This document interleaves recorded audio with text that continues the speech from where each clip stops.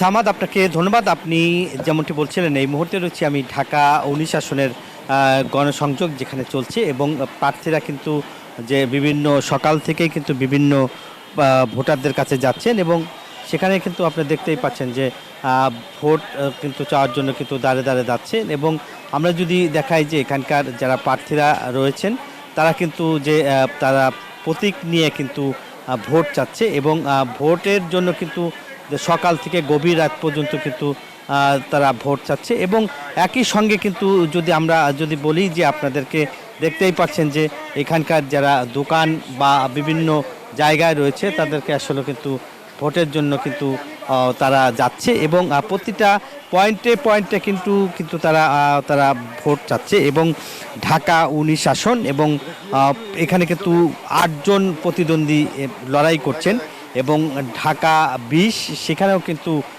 ৭জন প্রতিদ্বন্দ্বী লড়াই করছেন, এবং ঢাকা ২ রয়েছে সেখানে কিন্তু ৩জন লড়াই করছেন। এবং আমরা যদি দেখাই যে লড়াই কিন্তু এখন পুরাদমে কিন্তু ভোট চাচ্ছে, এবং ভোটারদের কাছে কিন্তু দাঁড়ে দাঁড়ে কিন্তু যাচ্ছে প্রার্থীরা। এবং একই সঙ্গে আমরা দেখেছি যে বিভিন্ন ভোট যেখানে হবে সেই সব জায়গায় কিন্তু এখন কিন্তু আইন শৃঙ্খলা বাহিনী মোতায়েন রয়েছেন, এবং আচরণবিধি লঙ্ঘন হচ্ছে কিনা সেই বিষয়ে কিন্তু অভিযোগও পাওয়া যাচ্ছে।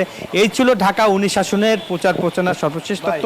একই খবর জানতে আমার আর এক সহকর্মী রয়েছে খুলনা, যাচ্ছি মাকসুদের কাছে। মাকসুদ,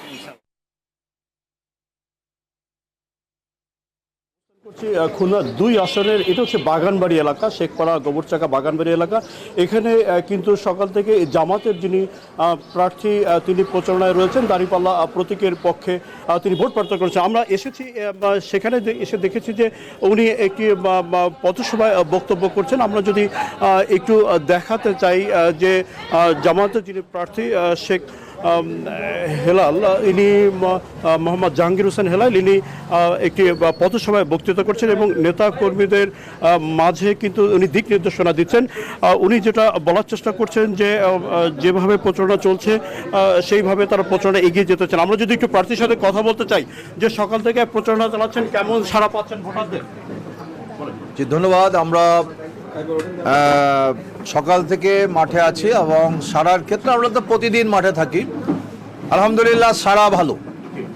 উনি বলছিলেন যে ভোটারদের মাঝে কিন্তু আসলে আসলে সাড়া পাচ্ছেন। তো এই ছিল খুলনা থেকে সর্বশেষ। আমরা ফিরছি স্টুডিওতে সামাদের কাছে। সামাদ, ধন্যবাদ আপনাদের।